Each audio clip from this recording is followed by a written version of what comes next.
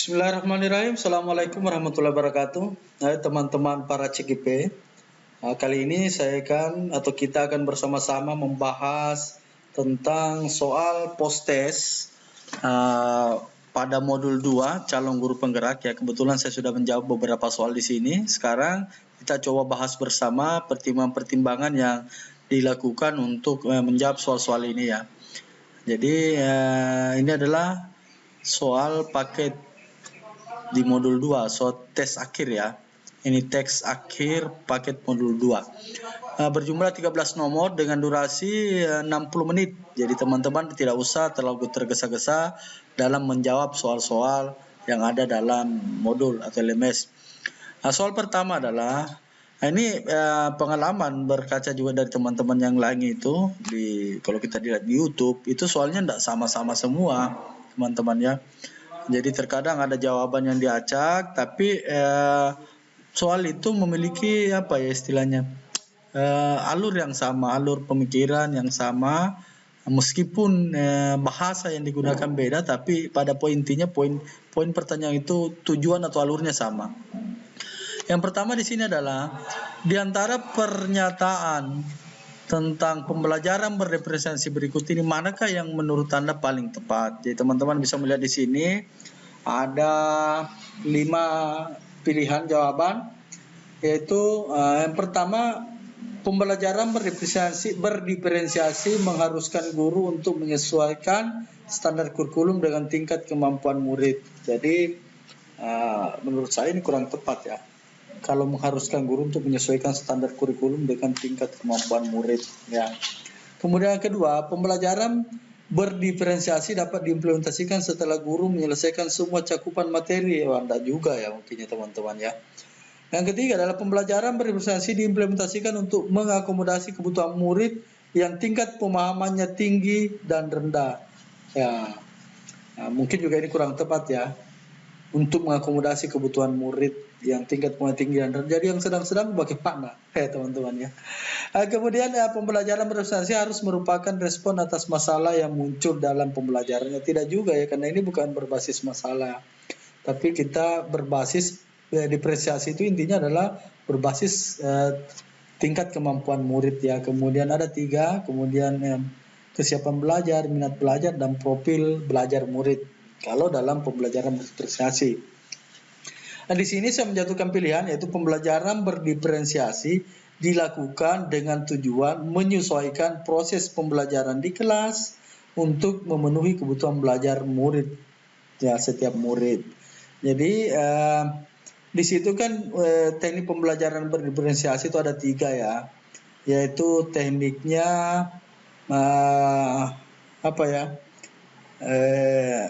pembelajaran berdiferensiasi dilakukan dengan tujuan menyesuaikan proses pembelajaran dengan memenuhi tingkat ya. Yang pertama dari kesiapan belajar murid, kemudian diferensiasi konten ya, itu adalah materi-materi diberikan, kemudian diferensiasi proses, bagaimana guru berproses, dan diferensiasi produk dengan tujuan, intinya di sini adalah tujuannya adalah menyesuaikan proses pembelajaran di kelas untuk memenuhi kebutuhan belajar murid. Jadi proses yang dilakukan untuk kebutuhan belajarnya. Jadi ya teman-temannya itu nomor 1. Kemudian nomor 2 di sini ada soal di dalam suatu kelas yang menerapkan pembelajaran berdiferensiasi, murid-murid di kelas Anda akan seperti apa ya?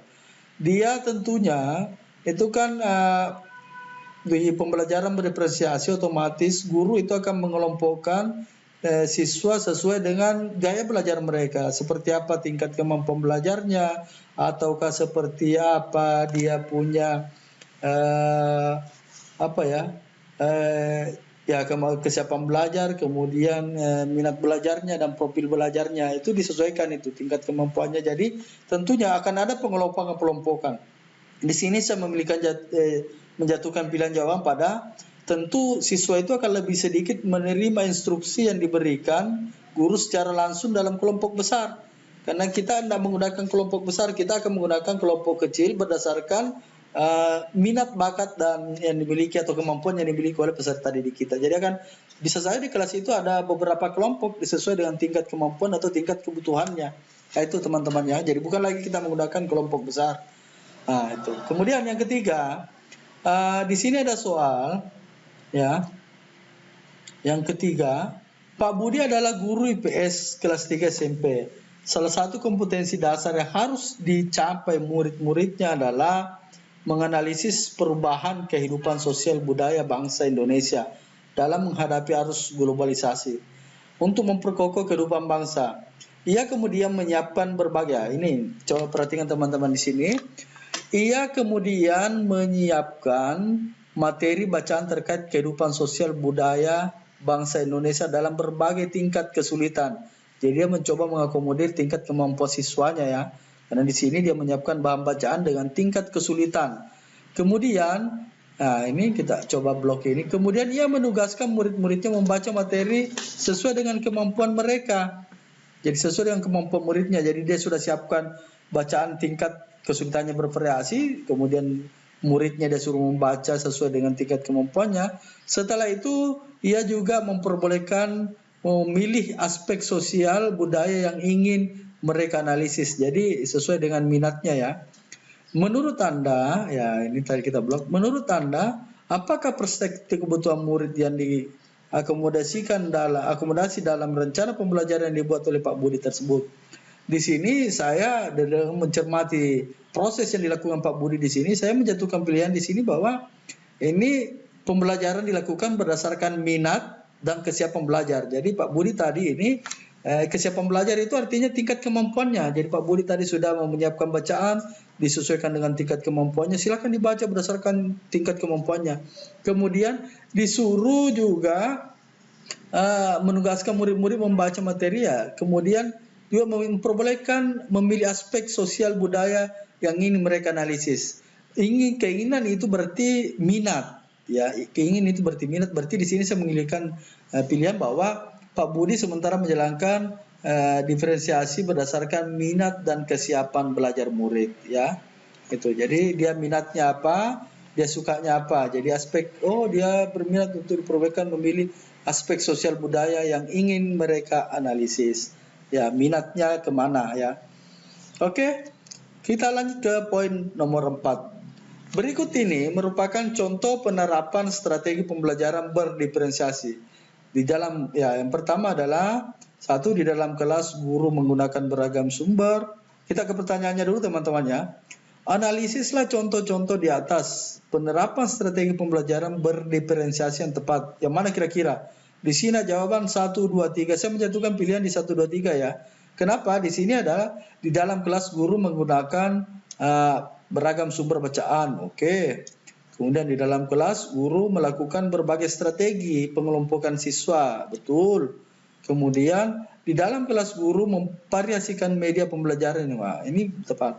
Kita coba lihat 4, 5. Di dalam kelas guru akan memberikan tugas yang lebih banyak untuk murid yang memiliki kemampuan tinggi. Ini jelas salah ya. Jadi apapun di sini yang ada nomor 4-nya salah. Ya, berarti 1, 2, 4 salah. 3, 4, 5 salah. Kemudian di dalam kelas guru meminta siswa menunjukkan pemahaman dalam satu cara. Wah, ini juga salah. Berarti ini semua salah. Ini ada nomor 4-nya ini jelas salah. Semua yang ada nomor 4-nya. Kemudian ada nomor 5 juga salah. Berarti yang benar adalah 1, 2, dan 3. Oke teman-teman ya. Kita lanjut ke nomor 4. Ya. Di nomor 5 ya. Nomor 4 tadi kan sudah ya. Oke. Kita di nomor 5, mudah-mudahan jangan sampai pilihannya berubah teman ya. Oke. Ibu Nia merupakan wali kelas 8 yang memiliki jumlah murid di kelasnya sebanyak 30 siswa. Salah seorang siswa di kelasnya seringkali tampak murung saat menghadapi hasil nilai ulangan, baik nilai ulangan harian maupun ujian semester. Suatu hari Ibu Nia berusaha memotivasi siswa tersebut dengan meyakinkan bahwa ketahanan diri dalam menghadapi setiap kegagalan maupun ujian di sekolah akan membantunya kelak dalam melewati setiap tantangan yang akan dari perspektif pembelajaran yang dilakukan oleh Ibu Nia. Ibu Nia sedang mengajarkan siswanya agar di sini saya menjatuhkan pilihan memiliki resiliensi dan daya letting yang tinggi. Jadi resiliensi itu sama juga dengan daya lenting. Di sini adalah kita ibaratkan contohnya sebuah kasur ya.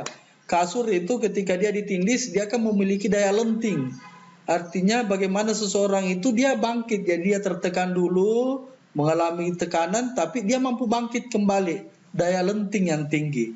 Inilah yang dilakukan oleh Ibu Nia, bagaimana dia mendekati siswanya tadi yang beberapa kali mengalami kegagalan dan merasa terpuruk, dan dia coba membangkitkan semangatnya supaya dia bisa bangkit. Dia memiliki lenting yang tinggi. Jadi ya teman-teman di sini bisa menjatuhkan pilihan di sini pilih D ya. Oke teman-teman, kita lanjut. Itu nomor 5. Oke, masih ada waktu. Oh, masih banyak. Nah, kemudian selanjutnya di poin 6, Pak Bagas adalah guru pembina OSIS. Pada satu hari ada kejadian yaitu bendahara OSIS Anita tidak sengaja menghilangkan uang kas sebesar Rp100.000. Pak Bagas kemudian mengajak bicara dengan baik Anita tentang hal ini. Ia mengingatkan Anita bahwa sebagai bendahara, ia bertanggung jawab untuk menjaga uang kas OSIS sebaik-baiknya.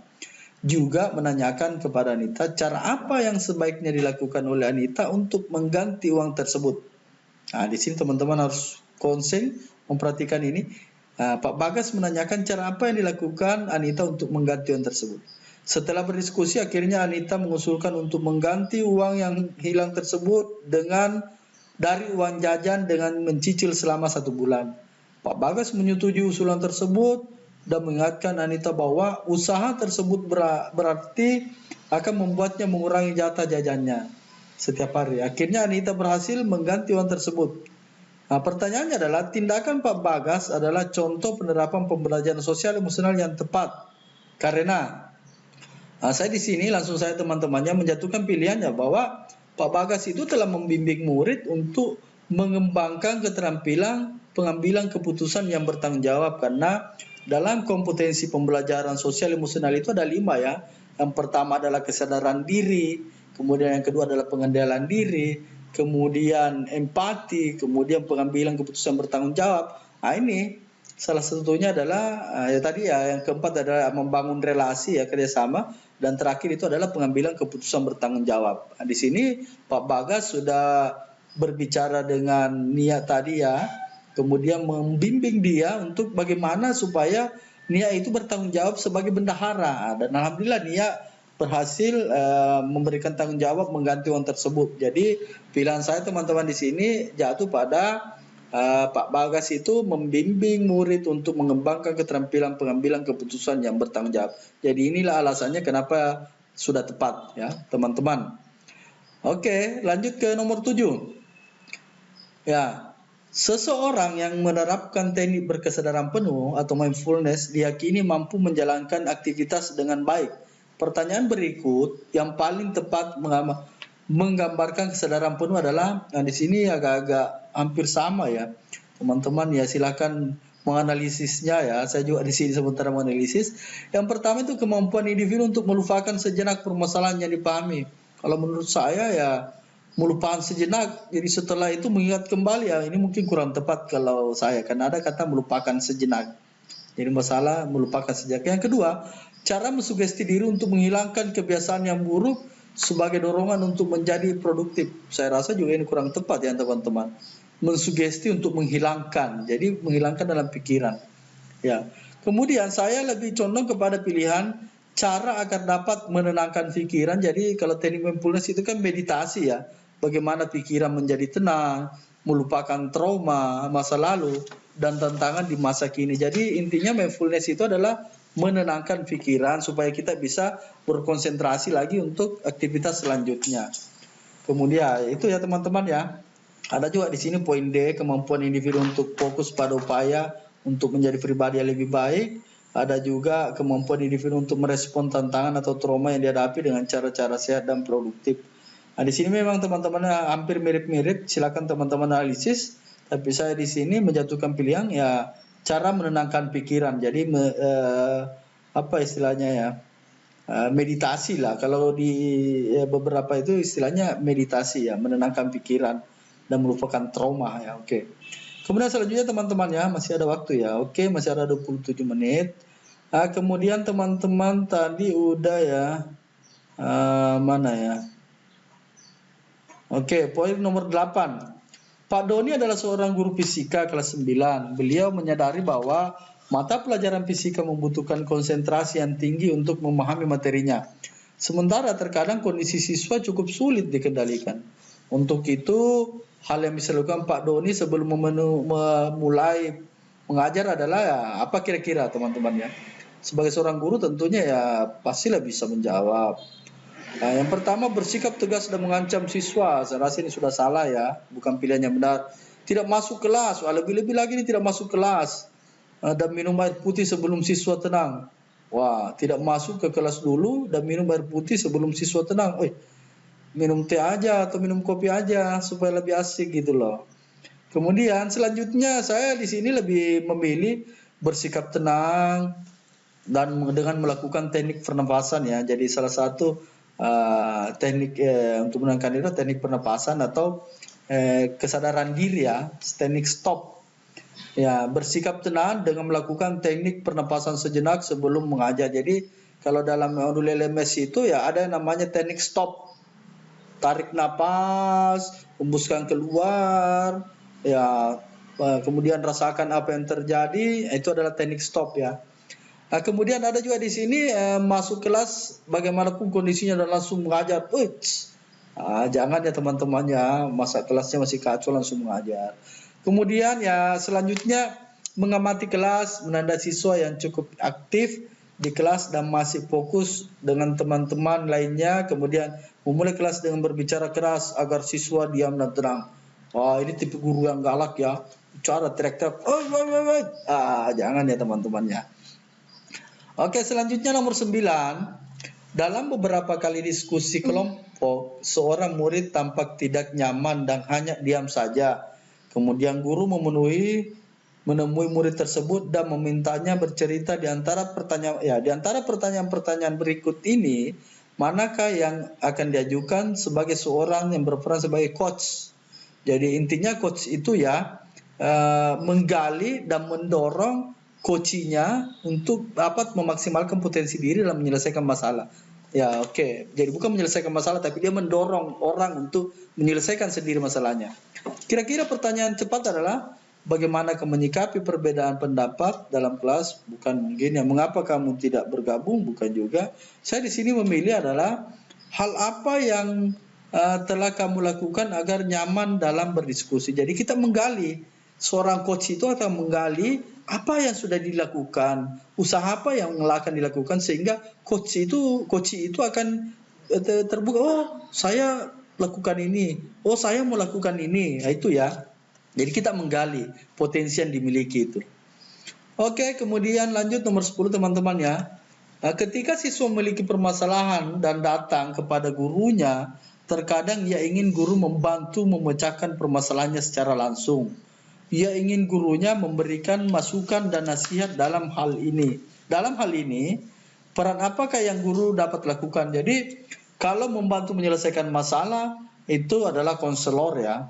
Kemudian, kalau coach itu, dia tidak menyelesaikan masalah, tapi dia mencoba menggali potensi yang dimiliki coachnya, sehingga coachnya bisa menyelesaikan masalah. Sementara di kasus ini, siswanya ingin supaya gurunya bisa membantu menyelesaikan masalah dengan secara langsung. Jadi ini lebih cenderung ke konselor ya. Makanya teman-teman, saya lebih kepada ini peran sebagai konselor yang dibutuhkan. Kalau mentor lain lagi, fasilitator lain lagi, coach lain, trainer lain, ini lebih ke konselor. Oke teman-teman, kita lanjut ke nomor 11. Masih ada 3 nomor. Hal-hal di bawah ini merupakan usaha yang dilakukan para komunikator dalam membangun keselarasan berkomunikasi, kecuali ya, kalau kita berbicara dengan seseorang, bagaimanakah seorang konselor itu melakukan komunikasi? Ya, yang pertama itu menyamakan bahasa tubuh ya boleh. Jadi kita mengikuti gaya tubuh, tapi jangan terlalu kentara ya. Kalau kita mengikuti, kalau dia menunjuk, kau tunjuk ya, jangan kentara juga seperti itu. Tapi dengan mengikuti bahasa tubuhnya itu seolah-olah kita memperhatikan dia ya, menyimak dengan baik. Kemudian menggunakan bahasa yang mudah dipahami ya, tentu ya dalam berkomunikasi itu sangat penting ini ya. Bagaimana kita menggunakan bahasa yang baik, yang mudah dipahami supaya nyambung komunikasinya. Kalau bahasanya sulit ya, yang jadinya lawannya bisa jadi emosi karena susah mengerti. Yang ya berikutnya adalah menyamakan kata kunci ya. Terkadang ya, kalau kita ingin berbicara sama seseorang itu, kita harus tahu apa kata kuncinya. Jadi kita bisa menyebut ulang kata kuncinya sehingga ada chemistry, ketemu ya. Kemudian menyelaraskan emosi. Ini juga yang perlu adalah menyelaraskan emosi dengan lawan bicara kita. Menyelaraskan ritme. Ritme ini ritme tinggi rendahnya komunikasi ya. Nah, ini saya rasa tidak perlu. Jadi saya menjatuhkan pilihan kepada menyelaraskan ritme ya. Oke, pada poin nomor 12 ya, sikap berikut ini merupakan sikap mendengarkan aktif. Jadi ini adalah seorang pendengar ya, dalam LMS itu sudah ada teknik-teknik mendengarkan yang baik. Menanggapi setiap pernyataan lawan bicara itu harus mengangguk kecil tanda persetujuan betul supaya kita ya kelihatan betul-betul memperhatikan. Kemudian memprasa pernyataan lawan bicara ya betul, kita harus memahami apa sebenarnya yang disampaikan oleh lawan bicara itu. Kita harus merasakan supaya kita tahu, oh maksudnya ini seperti ini. Kemudian di sini saya menjatuhkan pilihan memberikan respon singkat. Terkadang ya bukan maksudnya di respon singkat ini, jangan sampai dengan respon singkat ini memberikan gambaran bahwa kita tidak memperhatikan dia. Jadi di sini saya menjatuhkan pilihan memberikan respon singkat ya. Kemudian merespon dengan bahasa tubuh yang tepat ya. Saya rasa itu merespon dengan bahasa tubuh yang tepat. Tuh. Oke teman-teman, itu nomor 12 ya. Jadi silakan teman-teman analisis. Di sini memang agak-agak ambigu juga ya, yang mana kira-kira. Tapi saya di sini menjatuhkan pilihan yaitu memberikan respon singkat. Oke teman-teman, next ke nomor terakhir ya. Nah, di sini ada beberapa poin pernyataan. Kemudian kita teman-teman diminta untuk memilih pernyataan yang tepat itu. Dari pernyataan ini definisinya dia sebentar apa ya. Yang di sini ada scaffolding, komunikasi asertif, coaching, empati ya. Yang pertama adalah kemampuan untuk mengenali dan memahami serta ikut merasakan perasaan emosi orang lain. Nah, di sini merasakan perasaan emosi orang lain kata kunci. Di sini otomatis kalau saya itu ya pilih empati ya. Kemudian bentuk kemitraan bersama murid untuk memaksimalkan potensi pribadi. Nah, kemitraan memaksimalkan potensi yang dimiliki melalui proses yang menstimulasi. Ini jelas coaching ya, proses coaching. Jadi seorang coach itu memaksimalkan potensi coachingnya. Kemudian suatu teknik pembelajaran di mana murid diberikan sejumlah bantuan, kemudian perlahan diadakan pengurangan terhadap bantuan, hingga pada akhirnya murid dapat menunjukkan kemandiriannya. Ini adalah teknik scaffolding ya teman-teman ya. Oke teman-teman, udah selesai semua. Kita berdoa mudah-mudahan nilainya maksimal ya teman-teman ya. Ini adalah contoh teman-teman ya. Jadi pembahasan soal-soal, silakan teman-teman ini bisa saja memilih pilihan yang lain dengan pertimbangan yang lain pula. Kalau menurut pemahaman saya seperti itu tadi teman-teman, mudah-mudahan benar. Ya, kita coba buka jawabannya dengan ucapan Bismillahirrahmanirrahim. Semoga sukses teman-teman ya. Nah, ini sudah prosesnya. Setelah ini sudah semua dicek ya, pastikan teman-teman mengecek semua ini. Lanjut lagi setelah muncul di kotak dialog ini teman-teman, ini belum selesai ya, kita harus klik dulu ini submit and finish. Wow, dapat 80 teman-teman ya, disyukuri teman-teman. Berarti ya dari jawaban yang saya sampaikan tadi mungkin ada yang masih keliru ya. Silakan teman-teman belajar lebih baik. Saya juga insya Allah akan belajar lagi kembali. Itulah tadi tingkat kemampuan saya dalam menjawab soal. Dari sini ya alhamdulillah ya, progres saya sebelumnya nilainya di bawah, alhamdulillah progresnya naik. Namun kalau dilihat berarti masih ada jawaban tadi yang kurang pas, berarti masih perlu lagi belajar. Oke teman-teman, sekian pembahasan kita untuk tes akhir paket modul 2.